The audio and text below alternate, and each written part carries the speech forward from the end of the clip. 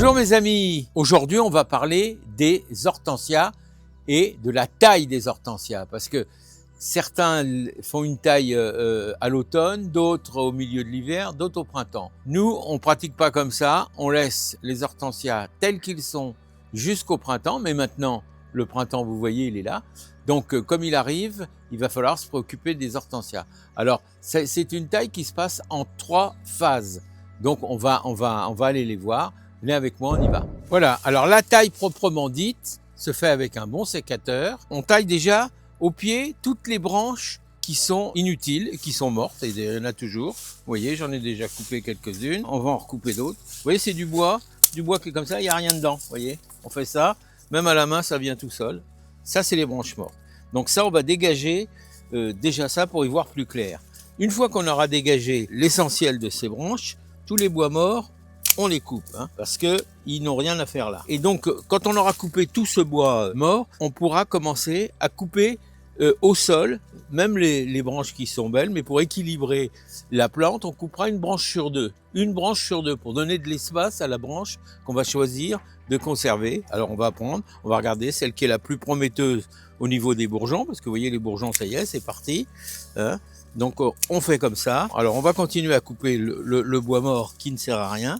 On va laisser là, et après on va couper, on va essayer de donner à peu près la même hauteur. Alors, pour la hauteur, ce sera à vous de choisir si vous voulez une taille haute ou une taille plus basse. Vous voyez qu'on avait laissé toutes les inflorescences de l'année dernière. Pourquoi on les a laissées? Parce que ça protège bien, pendant tout l'hiver, pendant les périodes de gel, ça protège bien la plante. Les branches qui sont pas prometteuses, il suffit de les courber, elles se cassent toutes seules, vous voyez. Donc ça suffit, il n'y a même pas besoin de sécateur pour ça. Et on va essayer de garder ça. Par contre, il faudra couper toutes les inflorescences qui sont là, qui elles, alors toujours au-dessus d'un bourgeon quand même. On va en sacrifier quelques-uns parce qu'on voudrait quand même que ce soit cohérent.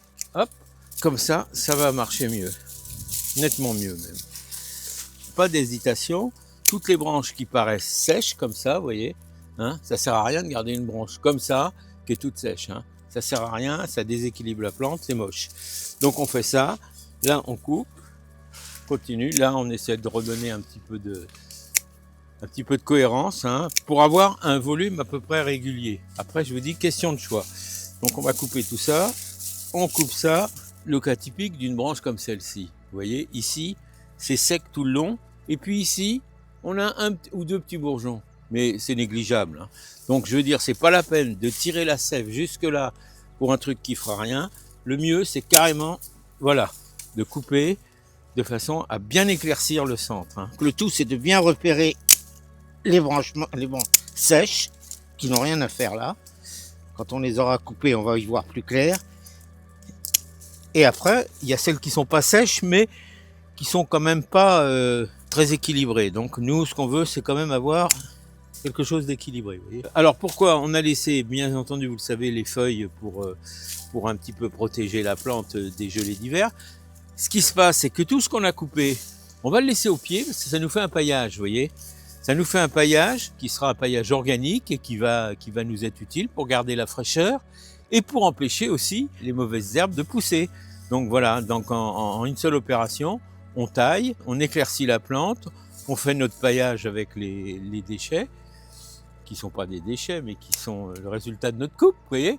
Donc voilà ce qu'il faut faire. Vous voyez, alors au fur et à mesure qu'on évolue dans la taille, on découvre des branches qu'on ne soupçonnait même pas, qui sont même grosses comme celle-ci, et qui ne servent strictement à rien. Donc voilà, donc on les coupe et on y voit de plus en plus clair et on sait qu'on va obtenir une plante qui va pouvoir se ramifier de façon heureuse, vous voyez, et on redécouvre encore des trucs qu'on croyait en bonne santé, mais on se trompait, elle l'était pas. Donc voilà ici un autre spécimen qui lui semble très très confus, dans lequel on voit pas grand chose, beaucoup de bois morts, beaucoup de bois à couper. Donc l'avantage c'est que la végétation commence à se développer et qu'elle nous permet de voir à quel niveau il faut couper, toujours au-dessus d'un bourgeon, des bourgeons qui sont là, vous voyez. Ça c'est ça. En même temps, on retire toujours le bois mort, pour ne pas garder du bois qui sert à rien et qui va affaiblir la plante pour rien. On coupe toujours au-dessus d'un bourgeon comme ça, vous voyez. Hop, hop, voilà, là c'est coupé. Il va résulter une coupe nette, franche, qui est là. et qui va permettre à tout ça. Alors ici, on a beaucoup de bois mort sur celui-là, vous voyez. Donc c'est pour ça qu'il faut prendre son temps. Mais ça n'a peut-être pas été fait comme on aurait dû le faire l'an passé. Donc c'est pour ça qu'on se retrouve avec des bois morts un peu partout. Là, on a une branche, on se dit, oh là là, mais il n'y a pas de bourgeons dessus. Vous voyez, le bois, il est sec. Alors quand vous coupez comme ça, vous voyez que le bois est sec, et ben dites-vous bien que la sève, elle reviendra pas. C'est maintenant qu'elle est là. Elle est en train de monter. Si elle n'est pas là, elle viendra pas. Donc autant tout de suite raccourcir ça. Certains aiment bien faire des bouquets avec les fleurs d'hortensia. Donc on fait des bouquets séchés et on décore la maison presque tout l'été, même une partie de l'automne, grâce à nos fleurs d'hortensia. Ce qu'il y a, c'est qu'on se plaint un peu, certains se plaignent en disant « Oui, mais moi quand je les ai mis, ils avaient une belle couleur, ils ont séché. » Ça, je savais qu'ils allaient sécher, bien sûr, mais ils ont terni. Alors, il y a une astuce là, et je vous la communique. Si vous voulez garder l'éclat des fleurs séchées, vous coupez vos fleurs d'hortensia quand elles sont en pleine beauté, en pleine croissance. Vous les coupez, vous les mettez dans un vase avec de l'eau tiède. Alors j'insiste, de l'eau tiède. Vous mettez vos fleurs dans ce vase et vous laissez l'eau s'évaporer. Donc l'eau va s'évaporer, les fleurs vont sécher.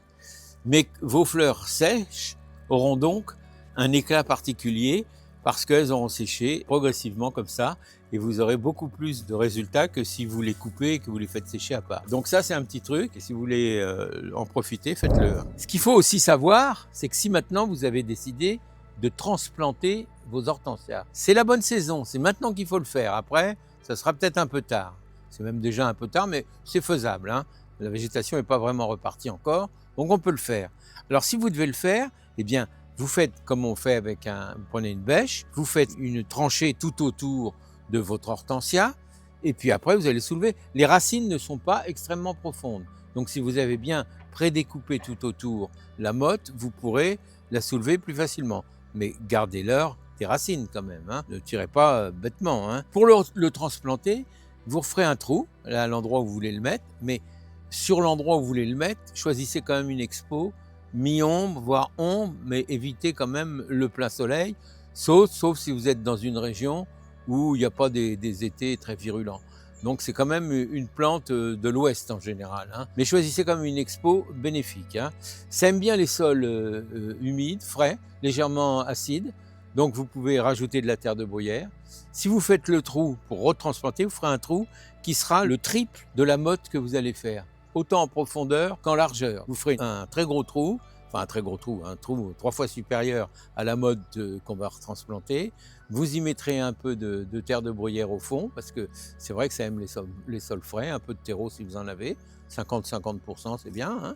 Et pas plus profond que ça, hein, juste que ce qu'on appelle le collet, c'est que ce soit à la hauteur du sol, légèrement supérieur, mais guère plus. Et puis après, il faudra l'arroser régulièrement. Ça n'aime pas la sécheresse, hein, ça aime bien quand même avoir de l'eau. Souvent, on les plante le long des murs. Là, on est le long d'un mur, mais on est plein nord, hein, plein est.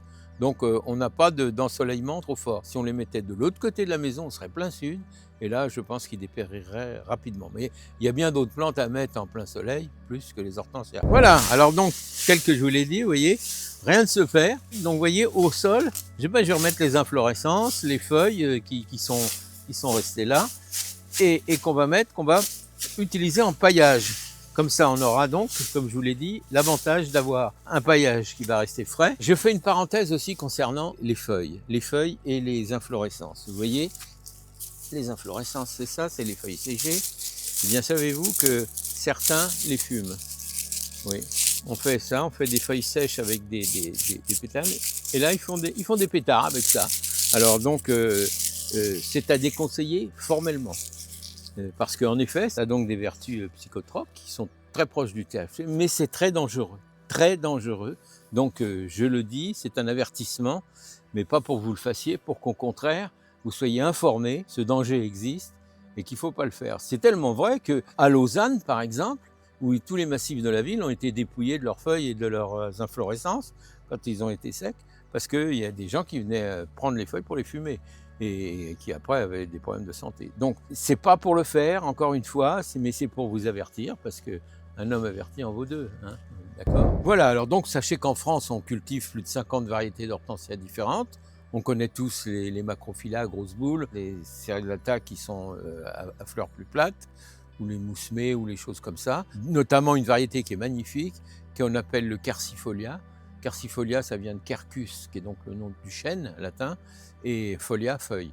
Donc c'est de l'hortensia, c'est des grandes inflorescences blanches à feuilles de chêne. Pour ça, quercifolia. Il y en a plein d'autres, il y a le vanille fraise aussi, qui est très original, qui vous fait des fleurs blanches avec des tons roses dedans et qui rappellent tout à fait vanille fraise. Plein de variétés existent, elles ont toutes à peu près les mêmes exigences, sol frais, etc.